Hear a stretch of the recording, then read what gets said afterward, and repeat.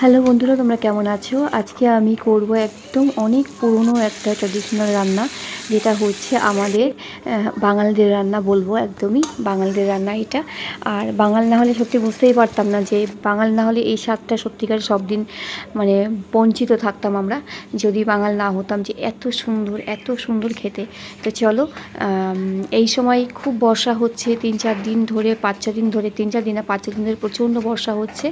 তো আমি কিছুদিন আগে যে লাউ গাছ লাগিয়েছিলাম শীতের সময়, সেই লাউ গাছটা কিন্তু প্রায় মরে গেছে, মানে গাছ পাতা টাতা নেই।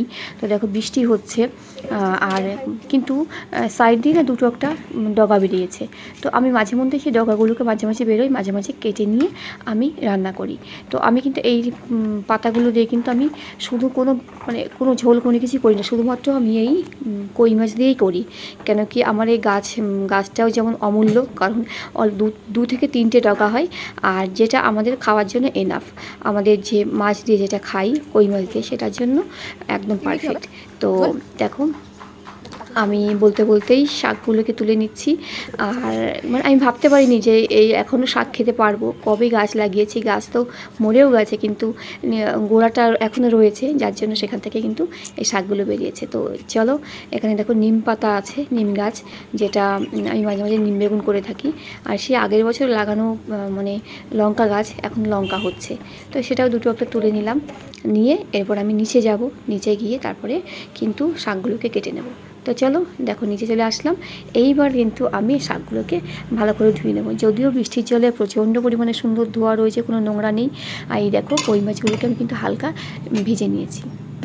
আর এখানে তোমাদের একটা টিপস দিই, আমার ফ্রিজটা মাঝে মধ্যে না খুব মানে কাজ কম করে, তো মানে ঠান্ডা কম হয়, যার জন্য আমি দেখো এখানে জিরে আর লঙ্কা বেটে রেখেছি, এবং আমি তেলের মধ্যে সেটাকে একটু ভেজে দিয়েছি, হালকা করে ভেজে রেখেছি, যাতে নষ্ট হবে না। তুমি এটা 10-15 দিনও রাখতে পারবে, একটু নষ্ট বাইরেও রাখতে পারবে। যাদের ফ্রিজ নেই তারাও তোমরা বাইরে এমন করে রাখতে পারো, অন্তত 4-5 দিন তো চলবেই। দেখো শাকগুলোকে ভালো করে আমি কেটে নিচ্ছি। আর এটা দিয়ে কিন্তু বেসিক্যালি কিন্তু পাতুরি করা হয়, কিন্তু পাতুরি করতে গেলে অনেক সমস্যা। সে বাঁধো, তারপরে এই করো, কেন কি আমার মাছ পাতাগুলো তো অতটা বড় নয়, মাছগুলো অনেকটা বড়, যে পাতায় ধরবে না, তারপরে হবে না, বেরিয়ে যাবে, মশলা বেরিয়ে যাবে, সেটাও ভালো লাগে না। তো আমি নিজে থেকে এই রান্নাটা ঠিক এইভাবে করা শুরু করেছি। একই মশলা, একই সব কিছু, পাতুরিতে যেটা দিই এটা তো সেই একই রকম মশলা।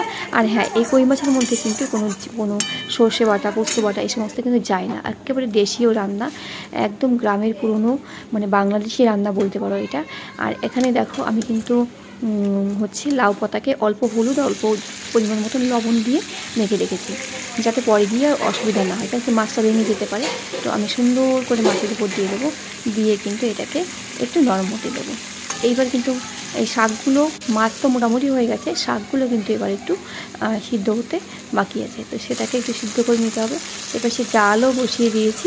এইবার হচ্ছে এই শাকগুলোকে আমি মাছগুলোকে একটু উল্টে দেবো অল্প জল দিয়ে।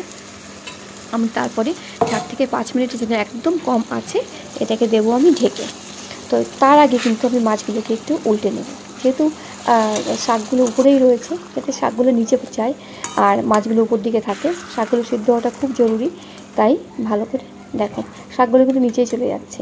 তো এইভাবে খুব সাবধানে করতে হবে, কেন কি এই মাছ ভেঙে যেতে পারে, ভেঙে গেলে সত্যিকারে ভালো লাগে না। যেহেতু এক এক পিস মাছ, তো একটু সাবধানেই করতে হবে।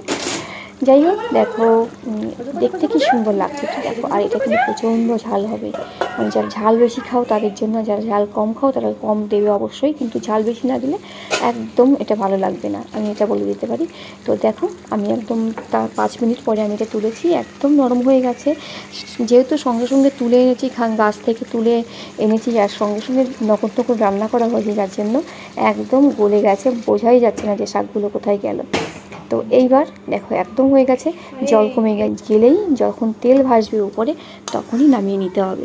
তোমরা দেখবে যে তেল ভাসলে যতক্ষণ জল থাকবে ততক্ষণ কোনো কিছুই ভালো লাগে না, যখন তেল ভাসতে শুরু করবে তখনই কিন্তু সেই জিনিসের টেস্ট হয়, অনেক পরিমাণে বেশি হয়। তো দেখো কী লোভনীয় জিনিস এই মাছ, মানে শুধু একটা মাছ হলেই তোমার সব ভাত খাওয়া হয়ে যায়। আর এটা যেদিন রান্না করেছি সেদিন শুধু তো আমি এই খেয়েছি, মানে আমি জানি আমি শাক বেশি খেতে পারি না, আমার প্রচণ্ড পেট ব্যথা হয়, তবুও আমি খেয়েছি। দেখো তোমরা একটু, শুধু তেল ভাসছে, শুধু তেল রয়েছে, কোনো কিন্তু জলের কোনো চিহ্ন নেই। আর তোমাদের কেমন লাগলো অবশ্যই করে জানিও। আর আমি চাইবো তোমরা অবশ্যই অবশ্যই এটা রান্না করো, শুধুমাত্র